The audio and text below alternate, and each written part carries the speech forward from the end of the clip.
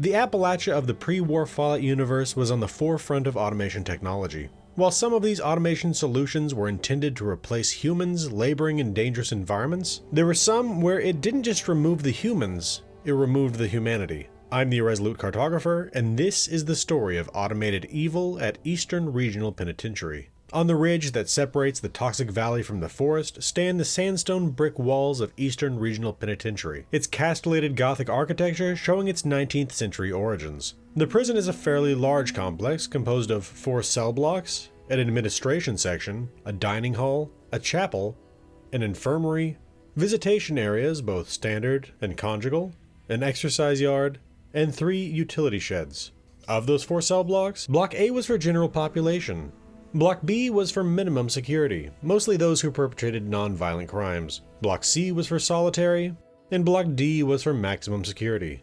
By 2077, Eastern Regional Penitentiary was really starting to show its age. Years of budget cuts left the prison with crumbling walls and disintegrating catwalks. Guards were worried that the structure was so dilapidated that the prisoners might simply pull the bars off the windows. When one of them went to Warden Thomas Brennan with his concerns, the warden told him there was no budget for repairs and that he should toughen up if he wanted to keep working there. In fact, the fiscal situation was so bad that the guards were assigned to patrol the cell blocks alone. At the same time, the ranks of the prisoners swelled with alleged communists. These newly arrived political prisoners found themselves in maximum security alongside gang leaders and union organizers.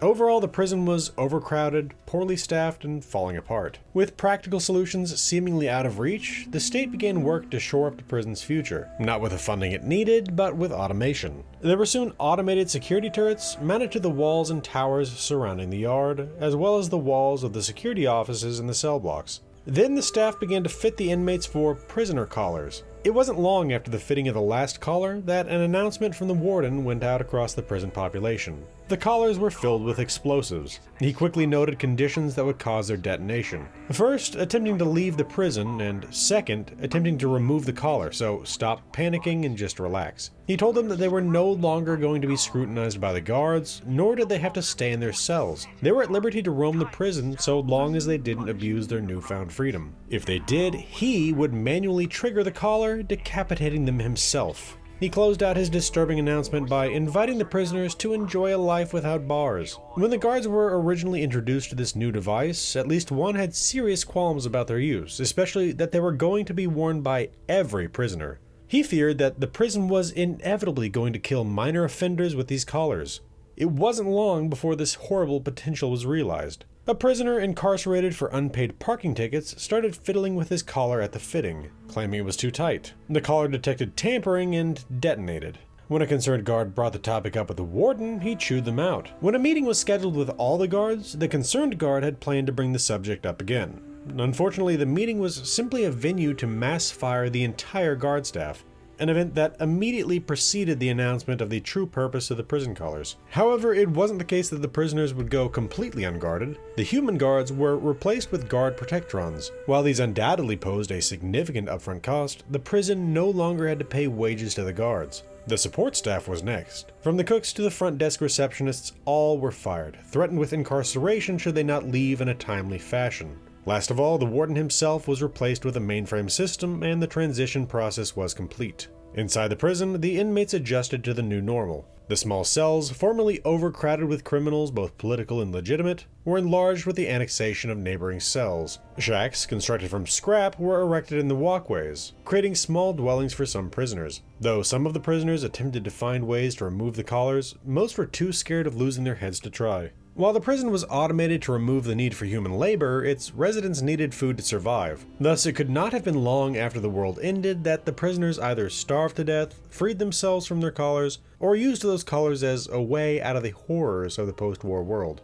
Over the subsequent years, the cell blocks came to be occupied by outside ghouls, and the yard eventually filled with super mutants. When the dwellers of Vault 76 spilled out across the landscape of Appalachia on Reclamation Day, October 23, 2102, it wasn't long before they came across the ruins of the prison. They came either for simple exploration or drawn in by one of the 4 events tied to the prison, all 4 of which are connected to the prison's poor attempt at automation. In the case of falsely accused, the Vault Dweller has to reactivate inactive security turrets across the prison. When it comes to manhunt, the Vault Dweller assists in the recapture of an escaped inmate turned super mutant Mad Dog Malone.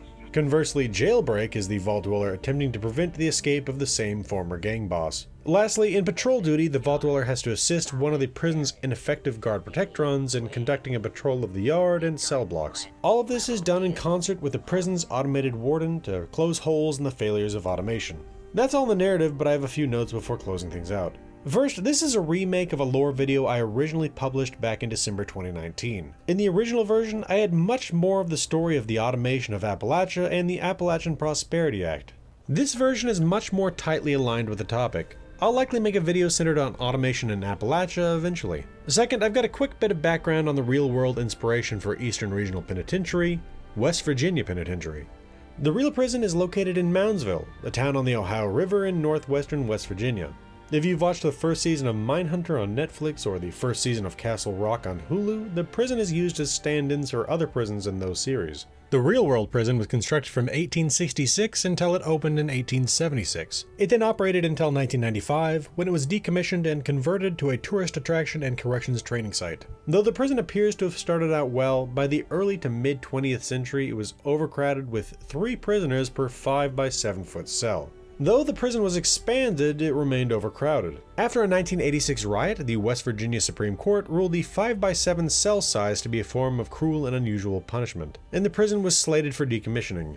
The prison had a death row and executed 94 men until the state banned capital punishment in 1965. Originally, those executed were killed in hangings that were open to the public until a prisoner was decapitated by the process, after which the hangings were by invitation only. The hangings ended with the introduction of the electric chair to the prison in 1951. Assuming that Eastern Regional Penitentiary and West Virginia Penitentiary are the same prison, by 2077 it was in its 201st year of operation. Third, it should be noted that we've seen prisoner collars before in other parts of the Fallout universe. Before the war, we've also seen the collars in Chinese internment camps, and post-war, they're a favorite tool of slavers and renegade elders of the Brotherhood of Steel. Fourth, there's some odd signage in the prison. There is only one sign that says Cell Block C, and it points towards Cell Block D. All other signs around Cell Block D call it Cell Block D, so either we assume that all those signs are wrong, or this one by Solitary is wrong, and Solitary is also known as Cell Block C. Fifth, there's a skeleton at the warden's old desk. It might simply belong to some outsider, or it might be Warden Brennan himself. From his surroundings, he seems to have lived a solitary, unremarkable life devoted entirely to his work. Though he'd been promised retirement benefits once the transition was complete, he lost both his career and his home in the same stroke. Perhaps after that, there wasn't much left to live for. It feels grimly fitting that in a prison with no human staff, there was no one left to check on him after the fact. That's enough of the notes, let's close things out. While I think a humane, fully automated prison might be possible, it would be expensive, a proprietary facility purpose-built from the ground up. Instead, the state government turned a crumbling Victorian prison into the black hole of Appalachia. Despite the chaos within the prison, most inmates seem to have been too terrified to attempt either the removal of the collars or to escape, and thus they were, for the most part, in their own horrifying way, effective. With this in mind, we come to the fundamental question: what was the purpose of this prison? If the goal was to take people who had broken the law, attempt to rehabilitate them, and reintroduce them to society, this prison failed dramatically. How could anyone who went into this hell have emerged a better, more stable person? If the goal of the prison was instead to have a place to throw the unwanted refuse of society and forget about them, anyone from petty criminals to gang leaders, then this place could have hardly been made better. Some of the prisoners seem to have understood the truth of their situation. The state had given up on them. Alright, that should do it for this video. Follow me on X for lore video announcements at Gaming with Maps. My Discord is open to the public, there's a link in the channel's banner. I stream every Friday evening on YouTube, come check it out if you're interested. I'm now a G Fuel affiliate. Use my G Fuel code iCartographer at checkout to get a discount and to support the channel. If you appreciate what I do here and want to financially support the channel directly, you can become a member on YouTube or a patron with Patreon. I want to thank my channel members and patrons: Mesothelioma, 76 at Texas, Dark Malcontent, Real76, Samsung Smart Fridge, Night Spearhead, Electric Head, Hero Cunning, Laced Cake, Osborne and Bread 73, Clay, Prince Julius, and Doc Vanguard Voyager for their support. I also want to specifically thank Dark Malcontent for helping with this video's script. This has been the Irresolute Cartographer. Thanks for watching. I'll see you again next time.